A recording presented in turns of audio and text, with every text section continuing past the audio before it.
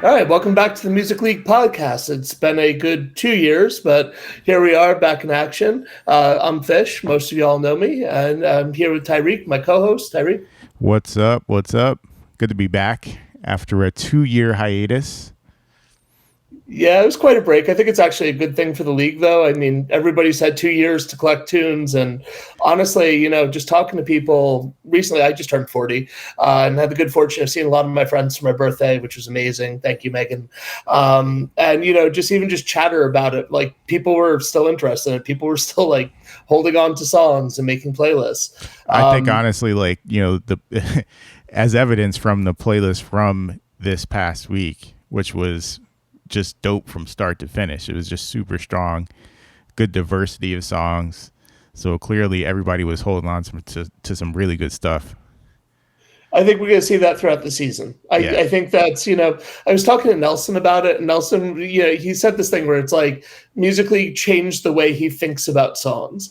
And so he'll just be listening to something and be like, whether or not he's super into it or not, he can have a moment where he's like, oh, that would be really good if we ever did, whatever, trios, or that would be really good for like duet week or something like that. So he kind of like was just automatically stockpiling, as kind of a residual of league there. So I think he's not the only one. I think a lot of us have quite a cache of songs at this point. Totally. I certainly do.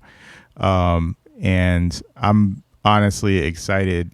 This is based on like how good this week was. I'm excited to just go through every week and listen to all these playlists because, I mean, you guys have good taste. So. Absolutely do. And we got some new people coming into the league too. We got a lot of old people returning. So we have some people that skipped a season who came back. So it's also going to be a nice sort of mix of old and new. This isn't the same people who you've been hearing their taste for years and years. They're still there. We still have that foundation. We got a lot of new blood in the league. And I think one of the first things I'm seeing here too is just even the league taking a slightly harder bend, taking a bend that's a little bit more contemporary. And granted, I'm basing that on one list. But already we're kind of just seeing the movement of that taste and really a broadening of taste. For sure.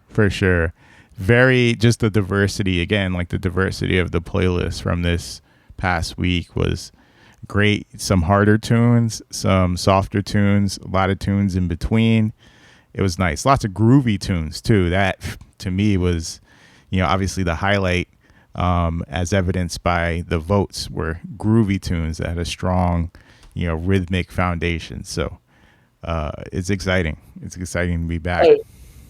I believe I quote you when I say groove is good. Groove is great. If there's one solid rule in Music League, that is definitely one of them. So we're going to take a look at the top three from the week. We're going to take a look at some runners up this week who tied for fifth. And then Tyreek and I are each just going to pick somebody to recognize.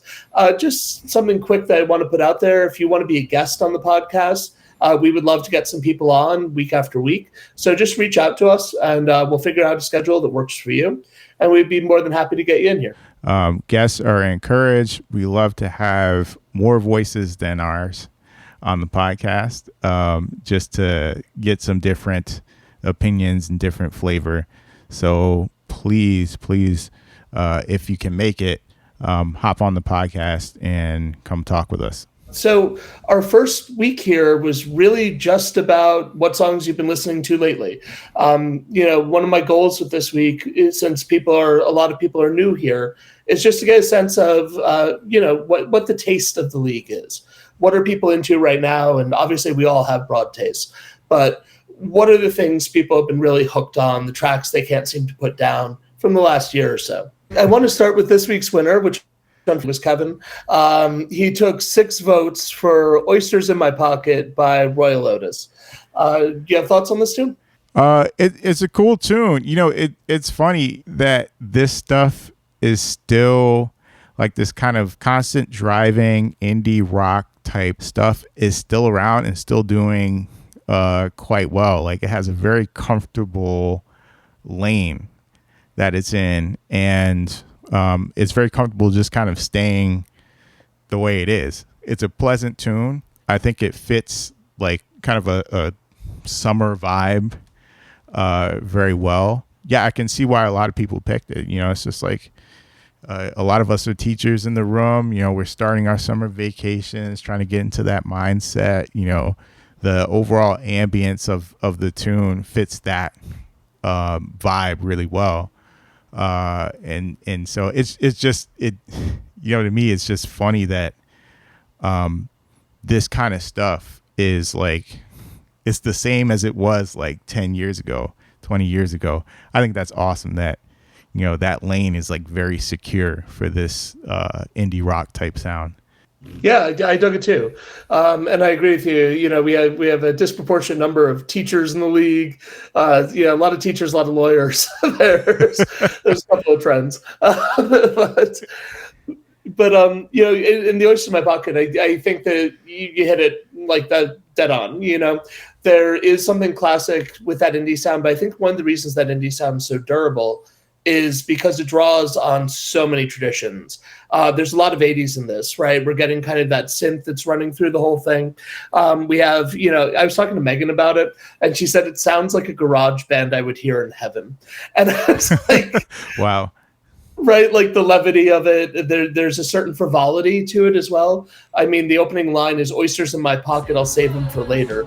Like this is clearly not some intense, brooding, you know, typo negative-esque experience we're about to have here. This is something that's just very kind of lighthearted and pedals in the air, as it were. So I think there's something to that, and you know, I think also, as you said, this sound that's remained consistent.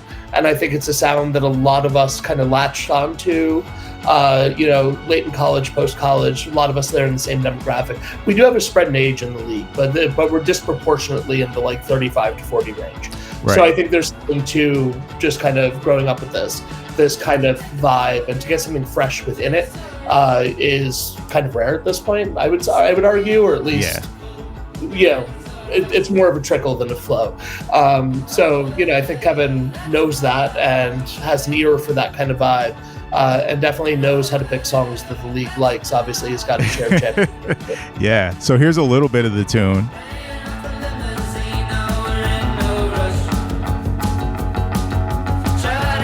And again, just that kind of driving groove from the bass, from the drums. Just very steady. Like you said, the lyrical themes are purposefully kind of unserious in a way.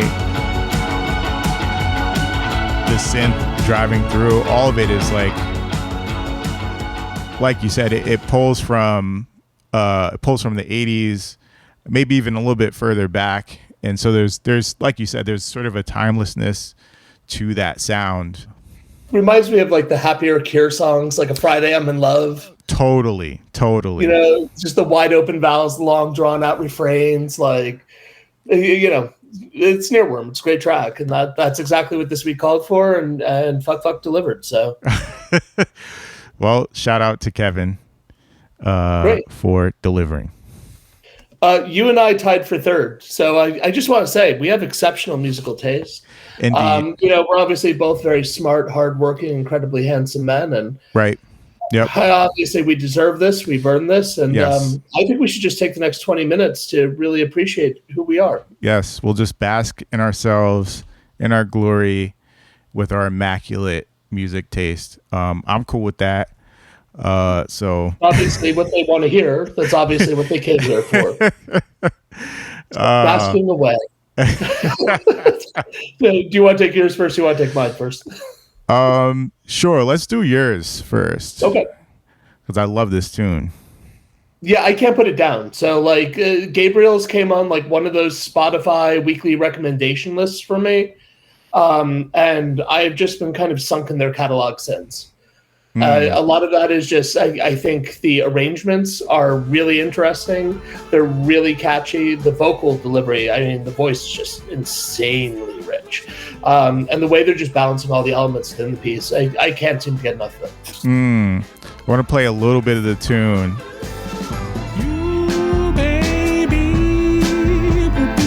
And yeah, you know, this is like pulling from classic kind of Motown soul vibe, right down to the drum fills. Like you'll hear those drum fills on every Motown record. The ensemble singing, like you said, the vocal is very unique. So, man, it's a beautiful tune. I was actually just listening to some of their other cuts, and the tune Angels and Queens. What a tune.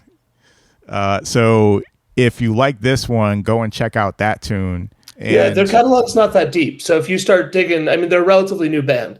So if you start digging, you'll run Angels and Queens, I think is their first full length.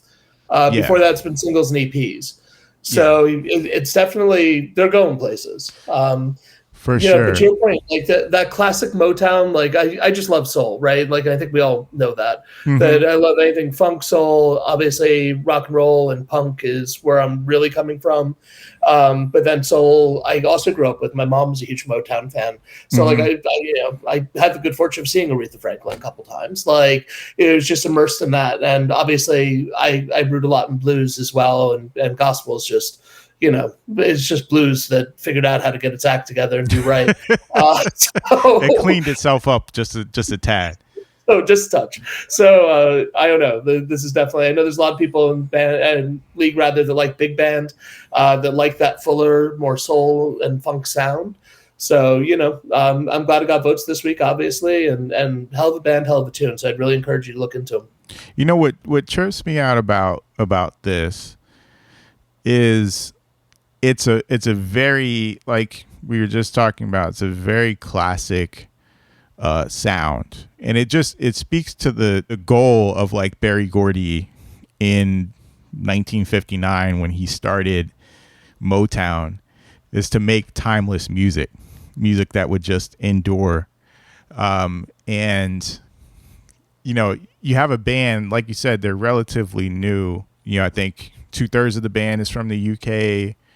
The singer Lusk is from California, so they came together and came up with this classic sound, and they're really kind of like unapologetic about it, and young folks love it.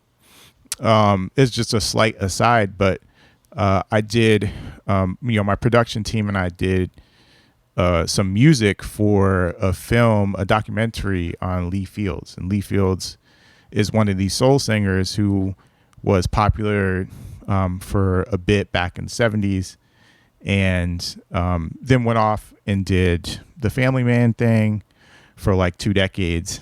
And someone from Daptone discovered his records and called him up, asked him if he was still singing, and basically restarted his career. And now he's back on the road and he's selling out shows. But what's interesting, the sound is a classic soul sound, but the demographic is young, like super young folks. And so it's not like the demographic who grew up with that music or at these concerts. I'm sure some of them are, but overwhelmingly it's young folks, talking about folks in their 20s and 30s who are really digging on this music, and it just goes to show you how timeless it is. So this is another like prime example of that. Great tune, really speaks to that timelessness of soul music.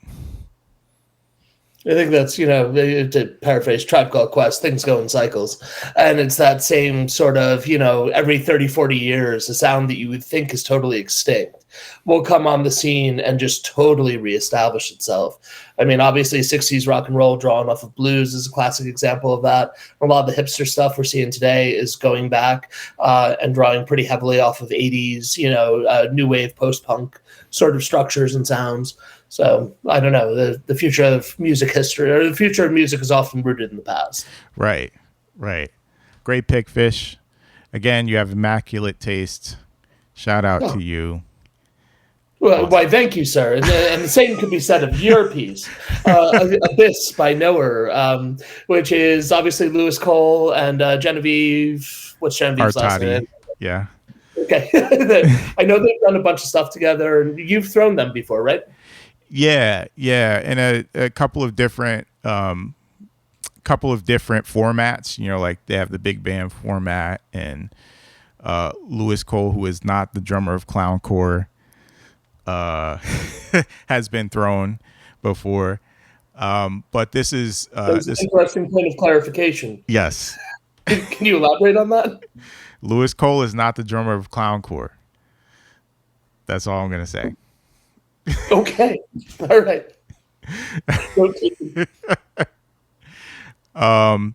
But the drummer of Clowncore sounds a lot like Louis Cole. So I'm just gonna say that. Anyway, this is new stuff from Nowhere, and I love everything about the way that they kind of approach music. This track in particular features a classmate of mine on bass, Mono Neon. And so when I first saw this, I was quite surprised to see him in the video. But then I was like, oh, no, they kind of do the same. They have the same sort of thematic approach to music. But I love their approach. You know, it's high level, technical, but always groovy kind of stuff, recorded shittily, but still sounds really good.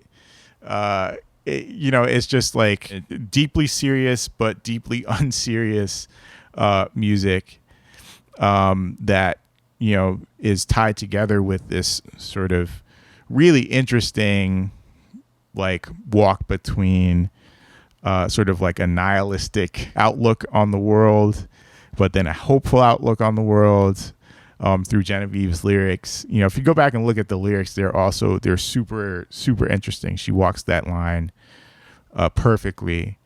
But, you know, they follow the Nowhere format. It's just super groovy stuff, blazing solos, amazing drum fills, and, you know, some just groovy stuff from Genevieve.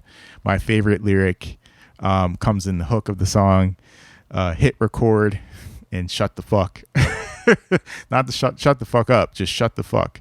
And that's just, you know, I think it perfectly encapsulates what Nowhere is all about, which is just like, you know, again, high level musicianship meets shit posting.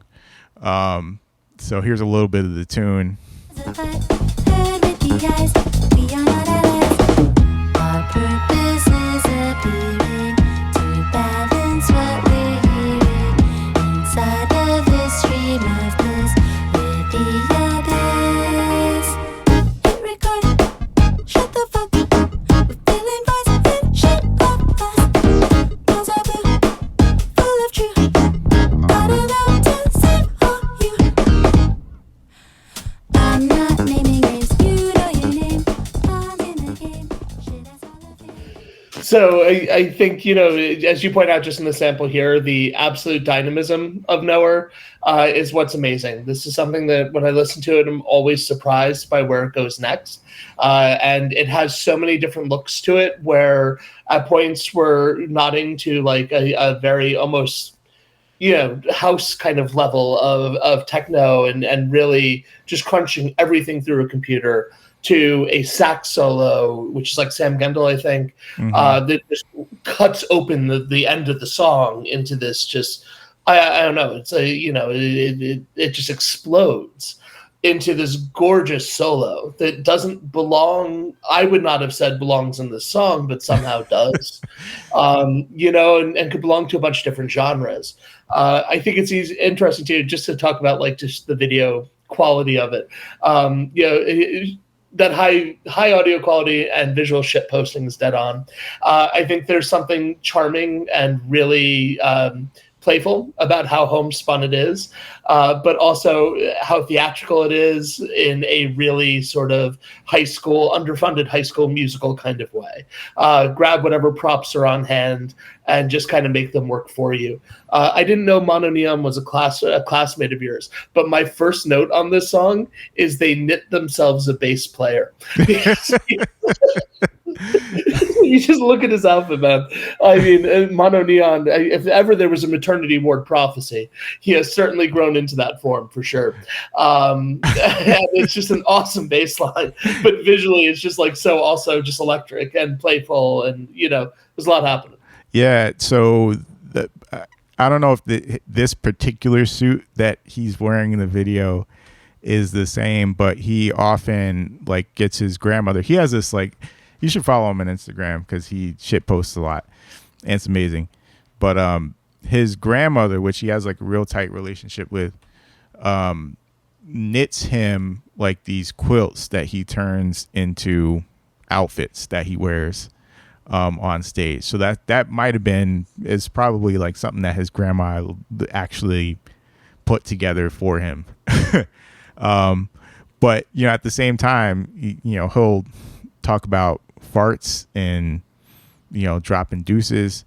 But at one time he was shortly before Prince died, he played with Prince. So that's kind of Mono Neon and Louis Cole and Knower, they all kind of do that same thing. They're such great musicians, but like really funny people, and they don't want to compromise on one or the other. So it comes through in their music, which is a beautiful thing. And he's always been like that. He always carried himself, even at school, like that. So he just kind of knew he was going to blow up and be exactly who he was.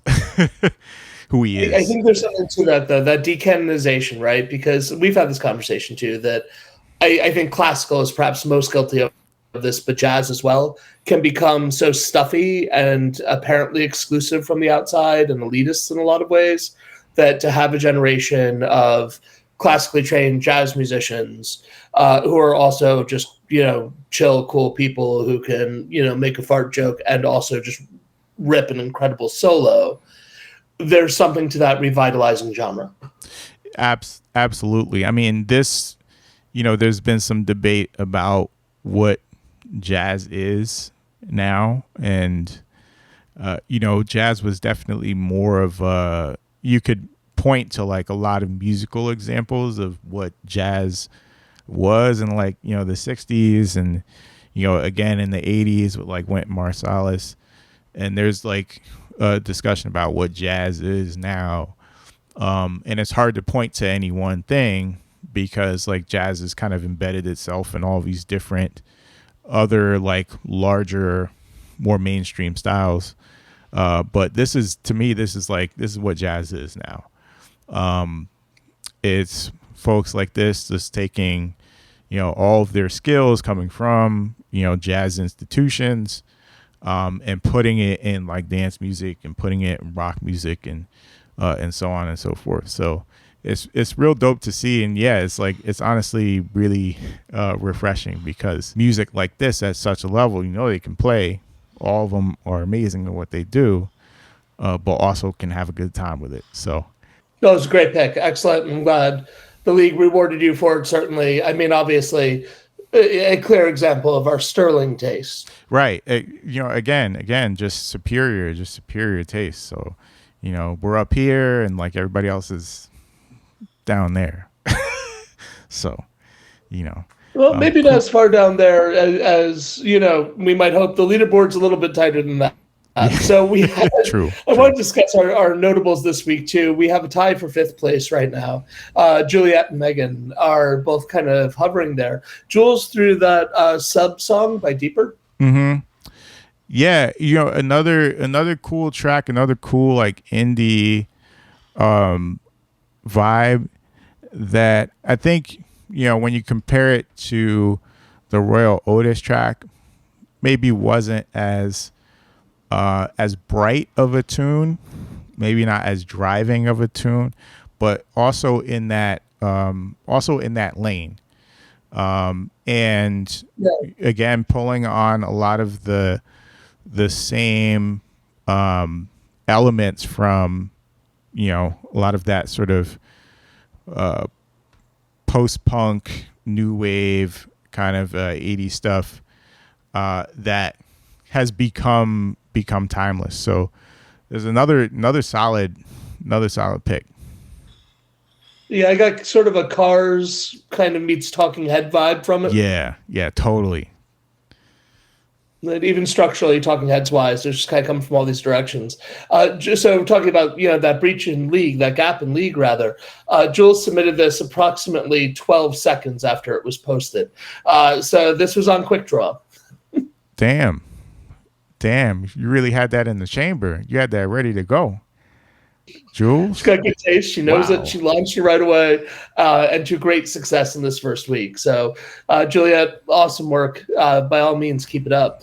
But she ended up tying with that, so that got 3 votes, and then Ginger also pulled 3 votes this week. And we were talking earlier about the league having kind of a harder bend to it. I think Ginger's a good example of that. And then, Megan threw this in. Ginger's one of her favorite acts. And, Ginger, I think, is also something that's been growing in visibility, not only because of the music they're releasing, but also because of the war in Ukraine. Ginger being a Ukrainian band, too, that's done a fair amount of political positioning as a band, too. So just an interesting pick. Yeah, Ginger is one of my favorite, new-ish, I guess, emerging metal acts, and I think they have a really good. A lot of bands now are kind of experimenting with different stuff, right? Different elements from past, sort of kind of breaking away from the straight distorted guitars and just assaulting you with rhythm, like groovy kind of riffs all the time. Experimenting with like ambience and cleaner sounding guitars and things like that, which is really cool. And in this track, there's some experimentation with different time signatures, metric modulation, clean to growling vocals. It really takes you on a journey from start to finish, and it makes sense that a band like this is blowing up because they're really good. They've sort of perfected this formula of finding balance in tunes. So you're not just getting straight heavy stuff.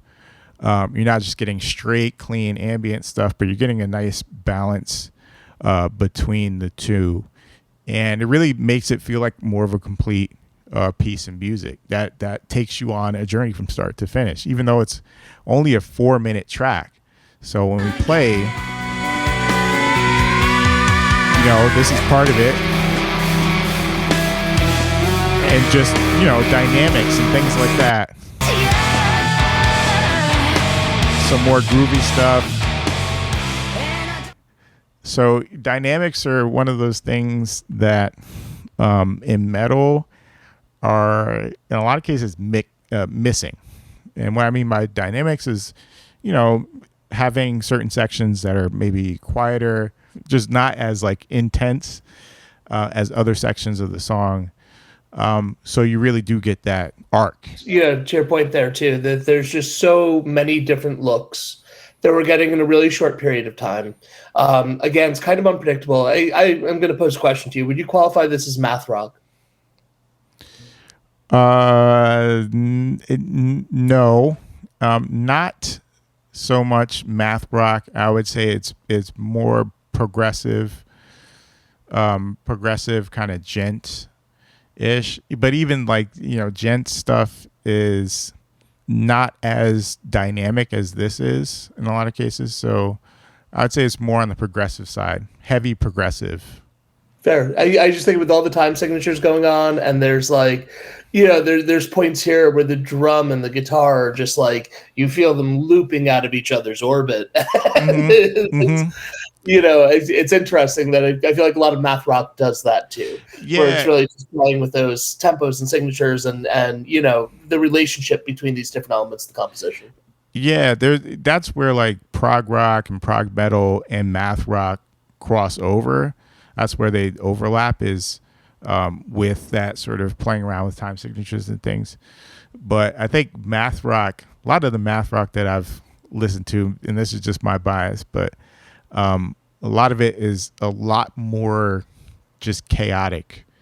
And this has a very like clear kind of direction to it. Like, they really thought about what time signatures they were putting in the song, and how those rhythmic cycles are working together, even if they're kind of out of orbit with each other. Seems to be some logic to it. In math rock, at least the stuff I've heard, is a little bit more chaotic. But in progressive rock and progressive metal, they're really meant to be more of an effect. So there's more of like an intention behind them, that I feel, other people feel how they feel about it, but that's what I hear. That's totally fair. I think there's a theatricality to it. Right. Exactly. And there's storytelling to it for sure. I want to wrap, if we can, by just talking about other tracks that stood out to us. What was one other track on this list that popped off for you? So the IC3 Peak track stood out to me. I love this track. It's good chaos from start to finish. It's really like just like a 2-minute punch in the face of stuff. And it starts off kind of cool, kind of vibey, and then it gets intense towards the middle. Speeds up a little bit, so the tempo increases a little bit, which is somewhat unsettling, but in a good way. So yeah, it just had some really interesting changes in it. So shout out to Olivia for throwing that pick. Yeah, it was definitely a great pick, and I think it complements Ginger well, in terms of like just style and structure, and certainly attitude in the approach to composition. Totally. And what was one of yours? I would say I have to go with Chris's pick for this week, which is the "I'm So Happy Now" by Willie Wright. That's funny. Chris and Olivia are a couple weed. Right. They both got honorable mentions accidentally, indirectly, but seriously, whatever's happening, whatever they're listening to in that household, it's working out. And they're very different pieces of music too. Which very different. You have a cue? I'm so happy right now. I'm gonna play a little bit of the ICD Peak tune. So this is Chris's pick, and this is Olivia's pick. So this is Kiss of Death.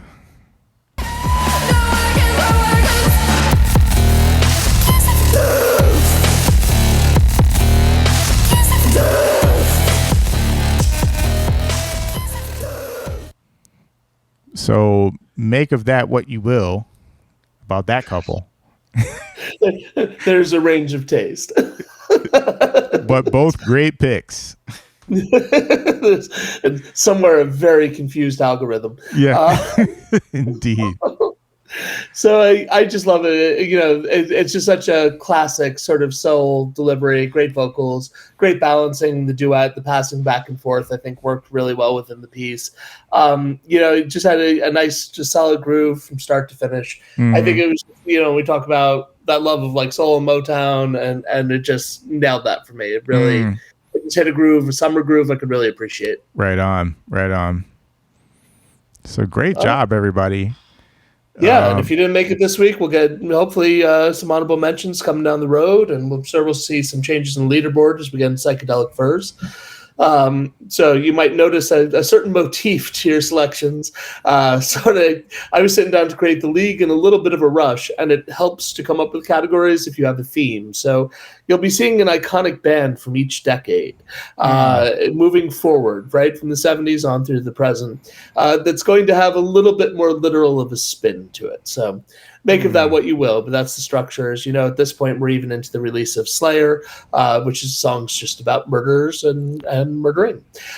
So Love it. that'll be a motif going forward. I know. I turned 40 and like I don't even have kids, and just suddenly just the dad joke, man. Like it took over my life.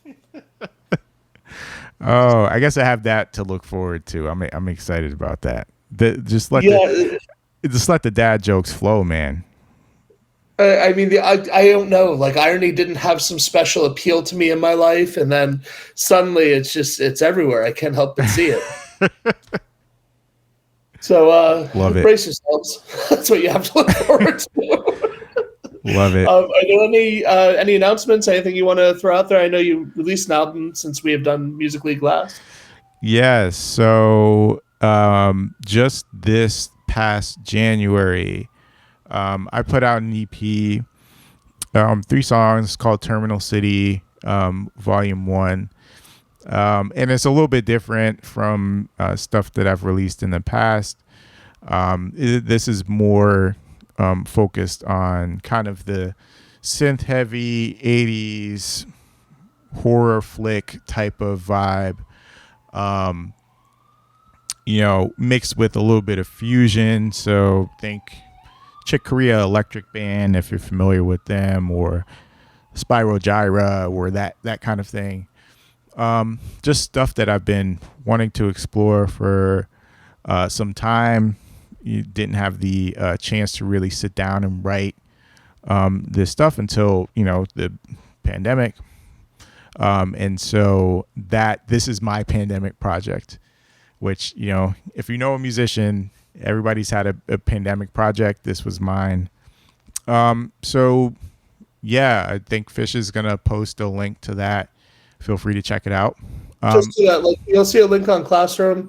Also, I created a new Music League sort of Gmail, YouTube, etc. So if you want to just subscribe to Music League Commissioner on YouTube, it's what our playlists are under. You'll get those releases as they post. Right on.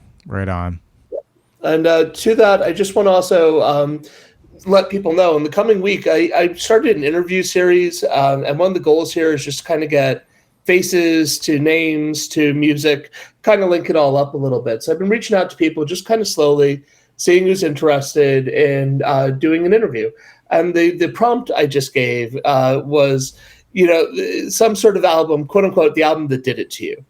A piece of music, and hopefully an album, but we can be flexible here, that went and really had some huge impact on what type of music you pursued, or maybe it inspired you to pick up an instrument.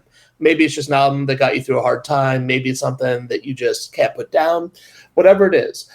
So if that's something you're interested in just doing a short sort of interview on, definitely reach out to us. I'll be reaching out to people as well, and I have been.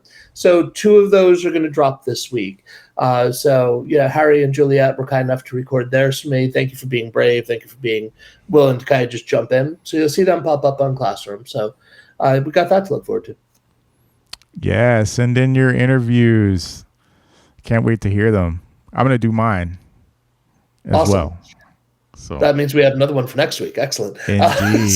Indeed. So they're really good. They're this awesome. I don't know, it's just such a cool window into somebody's like past with an album or present with an album, and what really gets them going. So anyway, folks, thank you for an awesome week. Thank you for being in League again. And I know we skipped a year, but the reboot here has been off to a really strong start, and I appreciate everybody putting everything into it.